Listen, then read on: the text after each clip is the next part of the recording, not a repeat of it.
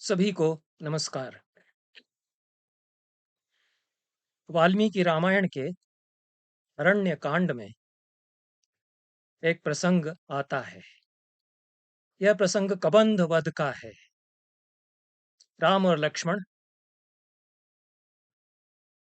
जटायु का अंतिम संस्कार करने के पश्चात अत्यंत विकल होकर शोकार्त होकर सीता को खोज रहे हैं। जनस्थान से आगे बढ़ते हुए वे घोर वन में पहुंच जाते हैं। भयंकर वन में होते हुए क्रौंच अरण्य में वे पहुंचते हैं। यह प्रसंग है बड़ोदरा संस्करण जो वाल्मीकि रामायण का है उसके अरण्य कांड के 65वें सर्ग में। गीता प्रेस गोरखपुर के संस्करण में यह 69वां सर्ग है, 4 सर्ग के बाद है। गीता प्रेस गोरखपुर के संस्करण में यहाँ पर अयोमुखी नामक राक्षसी का लक्ष्मण को पकड़ लेना, उनसे प्रणय निवेदन करना और कहना कि चलो मेरे साथ रमण करो, और लक्ष्मण का उसके नाक और कान काट देना, यह प्रसंग आता है। मेरे पास जो संस्करण बड़ोदरा का है, समीक्षित पाठ संस्करण, उसमें इस सर्ग में यह प्रसंग नहीं है।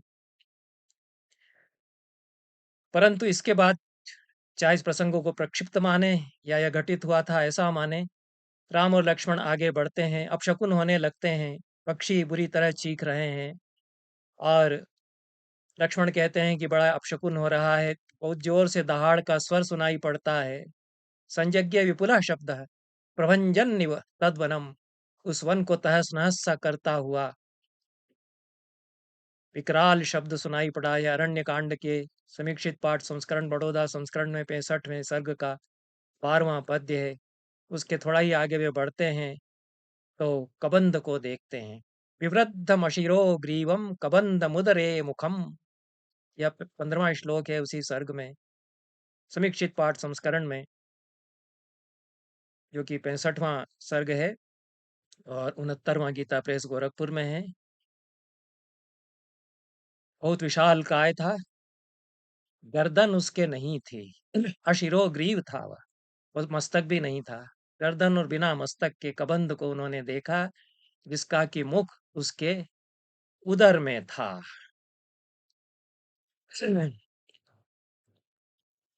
रोमभिर्निचितैस्तीक्ष्णैः महागिरिमिवोच्छ्रितम्, यह 16वें श्लोक में कहा गया है। तीक्ष्ण रोहों से, बड़े बड़े रोहों से वह आवृत था और विशाल पहाड़ की तरह, ऊपर ऊपर खड़े हुए विशाल पहाड़ की तरह, महागिरी की तरह वह लगता था। और मेघस्तनित निस्वनम, आगे के श्लोक में कहा है कि बादल की गड़गड़ाहट की तरह एक स्वर में वह गरज रहा था। महादंष्ट्रोपपन्नम, यह भी उसको कहा है। बड़ी बड़ी दाढ़ें उसकी निकली हुई थीं। घोरौ भुजौ विकर्वाणम उभौ योजनम आयतौ, घोर उसकी भुजाएं थी जिनको वह इस तरह से फैला रहा था, सिकोड़ रहा था, और वो भुजाएं उसकी 1 योजन तक फैली हुई थी, 8 किलोमीटर लगभग। ऐसे राक्षस को उन्होंने देखा। दोनों को, राम और लक्ष्मण को, दोनों तरफ से अपनी भुजाओं में उसने पकड़ लिया। यह वर्णन आता है, इसमें भयानक रस है। आरंभ में तो राम और लक्ष्मण दोनों ही घबरा जाते हैं। राम कहते हैं कि देखो लक्ष्मण, कैसी गति हो गई है हमारी। कालस्य सुमहद वीर्यम सर्वभूतेषु लक्ष्मण, काल की कैसा पराक्रम है कार्य का, कि यह भी हमारी दुर्दशा होनी थी। और गीता प्रेस गोरखपुर के संस्करण में इसके बाद लक्ष्मण का बड़ा आर्त वचन है, वो बड़ोदरा संस्करण में नहीं है। लक्ष्मण महावीर हैं और उनके मुख से इस तरह के आर्त वचन शोभनीय नहीं लगते हैं, तो ये प्रक्षिप्त होना चाहिए। वो कहते हैं कि है वीर, देखो इस राक्षस की पकड़ में जकड़े हुए मुझे देखो। अरे वही तो नहीं जकड़े हुए थे, राम को भी उसने पकड़ लिया था। और मुझे यहीं छोड़ करके आप चले जाओ, मेरी बलि चढ़ाने दो, चढ़ने मेरी बलि दे करके चले जाओ आप, सीता आपको मिली जाएगी। और मैं तो इसकी बलि चढ़ रहा हूँ, पिता और पितामहों के अपने देश में पहुंचकर कभी मुझे भी स्मरण कर लिया करना। इस प्रकार से एक करुण रस का प्रसंग इसमें बीभत्स और भयानक के प्रसंग में जोड़ दिया गया है गीता प्रेस गोरखपुर के संस्करण में अरण्यकांड में 69वें सर्ग के 38 39 40 श्लोकों में है, जो बड़ोदरा संस्करण में नहीं है। और राम लक्ष्मण को आश्वस्त करते हैं। आगे फिर प्रसंग आता है कि त्वाम च माम च पुरा तूर्णम आदत्ते राक्षसाधम तस्माद असिभ्याम अस्याशु बाहु छिंदा वहे गुरु। लक्ष्मण कहते हैं, ये दोनों संस्करणों में है कि आपको और मुझको ये दोनों को एक साथ खा लेगा। तुम तलवार निकाल करके म्यान से और इसकी भुजाएं दोनों मिल करके काट डालें, ये लक्ष्मण ही कहते हैं। तो लक्ष्मण इस तरह की आर्त वचन कहेंगे, ये तो उचित नहीं लगता है। लक्ष्मण ही तुरंत महावीर होने के कारण यह उपाय सुझाते हैं वहां, और दोनों अपनी तलवारें निकाल लेते हैं और उसकी भुजाएं काटने लगते हैं। बात का तो प्रसंग सभी रामायणों में विदित है। वाल्मीकि रामायण में भी यह है कि वह वास्तव में बाहें कटने के बाद और उसका वध करने के पश्चात वह गंधर्व के रूप में प्रकट हो जाता है और वो बताता है कि मैं किस प्रकार से मुझे शाप मिला इत्यादि। ये सारा प्रसंग पढ़ करके मेरे मन में ये बात आई कि जिसको राक्षस समझ करके राम और लक्ष्मण ने देखा और वध किया, मुझे तो यह भी नहीं लगता कि वध कर दिया होगा राम और लक्ष्मण ने उसका। वह एक ओरंग उटान था। यह कल्पना की पुष्टि मुझे महामहोपाध्याय रामावतार शर्मा का परमार्थ दर्शनम नाम का महाग्रंथ पढ़ते हुए भी हुई। उस ग्रंथ में रामावतार शर्मा ने परमार्थ दर्शन की स्थापना करते हुए अन्य दर्शनों का खंडन किया है। विशेष रूप से बहुत तीखा प्रतिवाद उन्होंने शंकराचार्य के विवर्तवाद का और मायावाद का किया है। तो उसके प्रतिवाद में वे कहते हैं कि ये जो कल्पनाएं होती हैं अध्यास की और विवर्त की और मायावाद की, ये कैसे पैदा होती हैं, और वास्तव में यह सत और असत का व्यतिकर नहीं होता, असत पर सत का अध्यारोप नहीं होता हुआ करता है। उसमें वो कुछ उदाहरण देते हैं। कई उदाहरणों में वो ये उदाहरण भी एक देते हैं कि कैसे संकुचित मूर्धानम वन मानुषम विलोक्य तम वक्षश्चक्षुषम शिरोरहितम प्रत्येति। जिस प्रकार से कोई वन मानुष अपने मस्तक को संकुचित किए हुए बैठा हुआ हो, तो उसको वक्षस्थल में ही इसकी आंखें हैं और इसके मस्तक नहीं है, ऐसा कोई समझ लेता है। इसको वो भ्रम जो है वह असत पर सत के अध्यास के रूप में वो नहीं मान सकते हैं। उनके दर्शन में व्यवस्था अलग होती है। वो सतोर व्यतिकरः भ्रम, ऐसे ऐसा लक्षण भ्रम का करते हैं। दो सत पदार्थों का घालमेल हो जाता है, तो वहाँ रज्जु भी सत पदार्थ है, सर्प भी सत पदार्थ है। दोनों का एक दूसरे में हम घालमेल कर देते हैं, और वो विवर्त की व्यवस्था वहां पर परमार्थ दर्शनम में नहीं बनती। उनका दर्शन अलग है, उसकी बारीकी पर मैं चर्चा नहीं करूंगा। लेकिन ये जो उदाहरण वो देते हैं कि किसी वन मानुष को इस प्रकार से अपना मस्तक सिकोड़ करके बैठा हुआ देख करके कोई समझ लेता है कि इसकी तो आंखें इसके वक्षस्थल में ही हैं और उसका मस्तक नहीं है। वास्तव में ओरंगुटांग होता ही ऐसा है। ओरंगुटांग को जो हमने देखा, भारत में तो मेरे ख्याल में नहीं मुझे देखने को मिला। भारत के कुछ चिड़ियाघरों में मैं गया हूँ, होगा कहीं, पर विदेशों में एक आध जगह मैंने ओरंग उटान को देखा। थाईलैंड के सफारी पार्क में उसको देखा। अन्य देशों में भी चिड़ियाघर बहुत अच्छे अच्छे हैं, सब जगह मैं नहीं जा पाया, अन्यत्र अन्य अन्य व्यस्तताएं रहती हैं। तो पर चिड़ियाघर में जाना तो अद्भुत अनुभव होता ही है। जाना चाहिए, देखना चाहिए। संसार के तरह तरह के जीव जंतु, अद्भुत संसार है।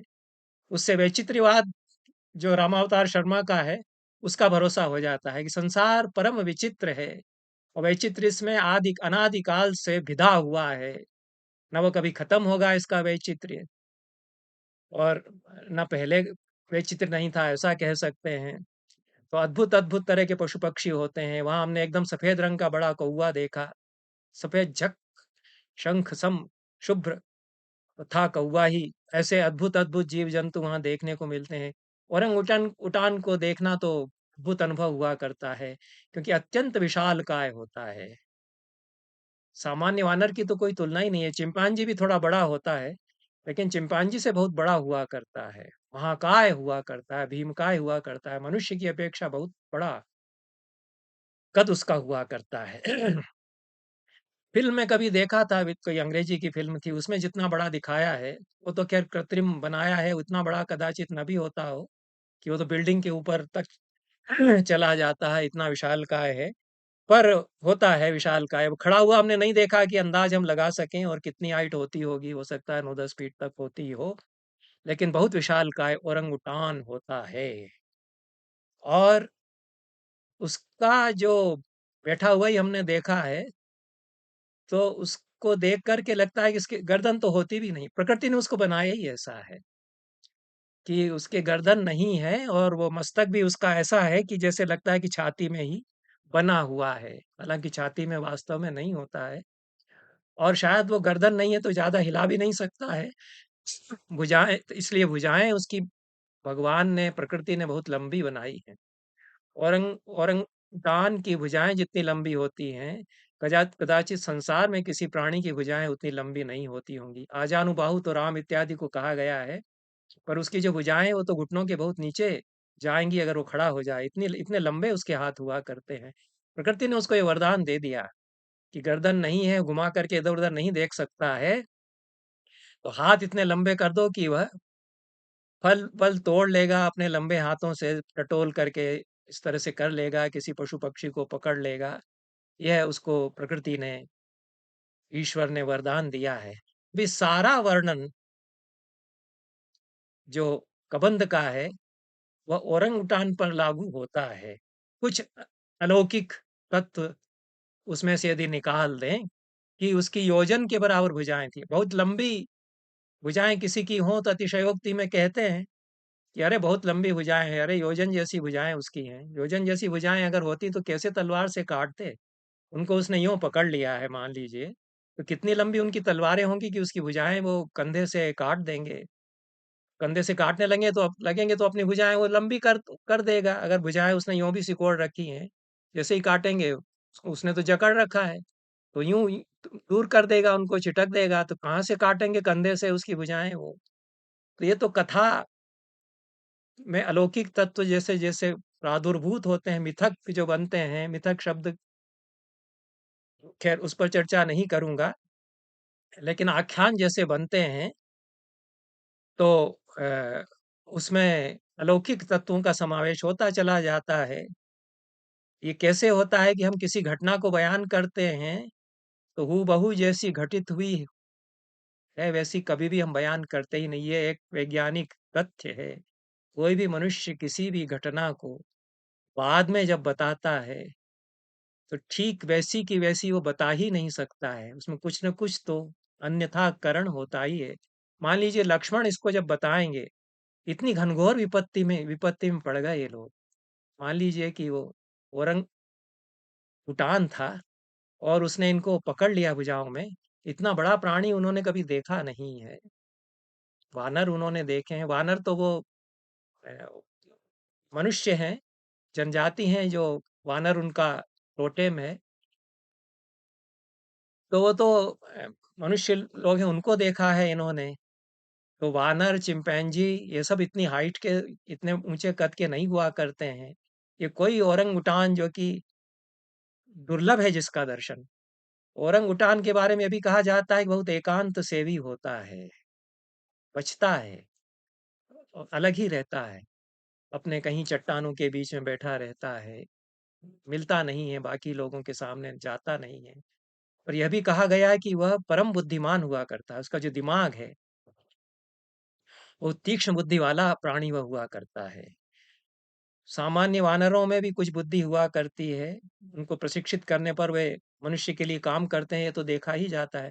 चिंपैंजी में उससे कुछ ज़्यादा बुद्धि होती है, वे बोलने भी लगते हैं। यदि उनको सिखा दिया जाए तो वे सवालों के जवाब छोटे-छोटे, टूटे-फूटे वाक्यों में देने लगते हैं।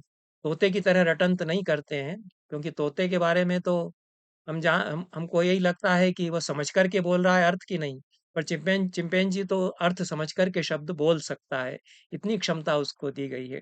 और ये जो ओरंग-उटान है, इसमें ज़्यादा क्षमता है, भाषा को समझने की, इसकी प्रज्ञा हुआ करती है। ऐसा वैज्ञानिक जो पशुशास्त्री हैं, वो बताया करते हैं। ये सारा जो वर्णन है, बातचीत फिर राम और लक्ष्मण उससे करते हैं। वो बोलने लगता है कि कौन तुम लोग आ गए, मुझे आहार मिल गया, ये सब कुछ बोलता है। ये सब हुआ और मुझे लगता है कि उस ओरंगुटान ने जब उसको पकड़ लिया और कुछ आर्त हुए राम लक्ष्मण और कुछ उसको तलवार से काटने लगे, तो उसने बिलबिला करके इनको छोड़ा होगा और उन्होंने भी कहा होगा कि भाई हमारा कोई तुमसे वैर नहीं है, हम तो सीता को खोज रहे हैं। तो उसने कुछ इशारों में, कुछ टूटे-फूटे शब्दों में हो सकता है कि इनको मार्ग बताया होगा। इतनी घटना घटी होगी जो आद्य रूप रामायण का मैं कल्पित करता हूँ, उसको आप पूरी तरह से रिजेक्ट कर सकते हैं, खारिज कर सकते हैं, लेकिन कथाएँ तो ऐसे ही बनती हैं और आख्यान तो ऐसे ही बनते हैं, क्योंकि जब बयान करेंगे लक्ष्मण तो वही कहेंगे कि अरे बहुत लंबी उसकी भुजाएँ थी समझ लो, बहुत ज़्यादा लंबी थी। हो सकता है अगर वो कुछ 15-20 फीट बताएँ तो उसको फिर आगे दूसरा कहानी बताने वाला उसको बढ़ाते-बढ़ाते योजन तक बढ़ा ले जाए, उसमें क्या है? इस तरह से तो होता है और उसको फिर राक्षस के रूप में खड़ा कर दिया जाए कथाओं में।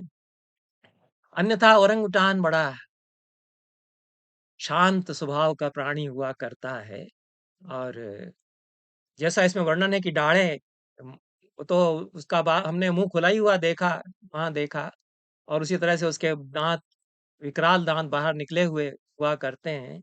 गरजते ज़रूर हमने उसको नहीं देखा, वो बैठा रहता है, देखता है दूर से। वो तो बड़ा बैरिकेड था उसके भीतर हमने देखा ओरंगुटान। सफारी में भी जब हमने देखा तो पिंजरे में तो नहीं उसको रखना चाहिए, रखा भी वहाँ नहीं था। तो ये महाकपि है, महाकपियों के वर्णन कहीं-कहीं प्राप्त होते हैं। ये बताया जाता है कि भारत में तो अब ये नहीं है, मलेशिया में, कुछ देशों में, इंडोनेशिया में, मलेशिया में ये ओरंगुटान कुछ बचे हैं। ये भारत में लुप्त हो गया, होता होगा उस समय। जो त्रेता युग है, रामायण का काल है, उसमें होता होगा। तो राम और लक्ष्मण ने ओरंग-उटान को देखा था और उसने किसी तरह समझ लिया कि ये लोग दुखियारे लोग हैं और उसने कुछ बताया होगा इनको। इसलिए फिर राम और लक्ष्मण ने इसको इस रूप में बयान किया कि वो राक्षस नहीं, वो कोई गंधर्व था, उसने हमको सब रास्ता भी बताया और पंपा सरोवर से आगे सुग्रीव कहाँ मिलेगा, ये सब भी उसने हमको बताया। उसने तो बड़ा उपकार किया। किसी ने बड़ा उपकार किया है तो उसको फिर गंधर्व कहने लगते हैं, पहले उसने पकड़ लिया है तो राक्षस लगने लगता है। तो कथा बनने में, कथा का बयान जब कोई करता है तो इस तरह की कुछ उसमें बातें जुड़ती चली जाती हैं। तो रामायण का पल्लवन कथा के रूप में जब हुआ तो उसमें उस ओरंगुटान को इस प्रकार के रूप में वर्णित किया गया। यही यथार्थ है। यदि हम ये मानते हैं कि राम और लक्ष्मण हमारी तरह मनुष्य हैं, जो वाल्मीकि बता रहे हैं, वे आदर्श मनुष्य हैं राम, तो वे घबराते भी हैं उसको देख करके लेकिन धैर्य धारण करते हैं। दोनों धैर्य धारण करके उससे जूझने लगते हैं। यह सब कुछ होता है। तो पूरा जो प्रसंग है, उसकी इस रूप में व्याख्या की जा सकती है और अयोमुखी का जो प्रसंग है, वह इस संस्करण में तो नहीं है। बड़ौदा संस्करण में इस सर्ग में यदि वह प्रसंग चला आ रहा है पहले से प्राचीन संस्करणों में, तो ये भी कोई मादा ओरांग-उटान होगी और उसको भी इसी तरह से कुछ क्षत-विक्षत करके ये लोग भागे होंगे, ये ऐसा हो सकता है। तो ये पूरा प्रसंग इस रूप में जो कबंध का है, उसको हम समझ सकते हैं क्योंकि जितना वर्णन ओरंगुटान का मिलता है कि उसके रोएँ बड़े-बड़े और घने हुआ करते हैं। यह भी वाल्मीकि रामायण में बड़े उसके बड़े-बड़े रोएँ थे घने। यह भी उससे संपुष्टि उसकी होती है। यह भी कहा गया कि ओरंगुटान जो है वह पेड़ों के पत्तों से अपने लिए शैया बना लेते हैं, पेड़ों की शाखाओं से अपने कुछ रहने के लिए आश्रय भी बना लेते हैं और महाकपि के रूप में वे हुआ करते हैं। ये सब वर्णन उनके मिलते हैं। तो जितना वर्णन ये चला आ रहा है रामायण में प्राचीन काल से, वह मैं समझता हूँ कि ओरंगुटान पर सत्यापित होता है। और यह कबंध जिसको देखा और जिससे बातचीत कुछ हुई राम और लक्ष्मण की, और जिसने रास्ता बताया, यह एक ओरंगुटान था। यह मेरी मनगढ़ंत कल्पना न मान करके इस पर विचार किया जा सकता है। और उसकी संपुष्टि, चूंकि जितने वर्णन प्राप्त होते हैं वैज्ञानिक दृष्टि से ओरंग उटान के, उससे मुझे यही लगता है। इन शब्दों के साथ आज का यह वक्तव्य मैं समाप्त करता हूँ। आप सभी को बहुत बहुत धन्यवाद। नमस्कार।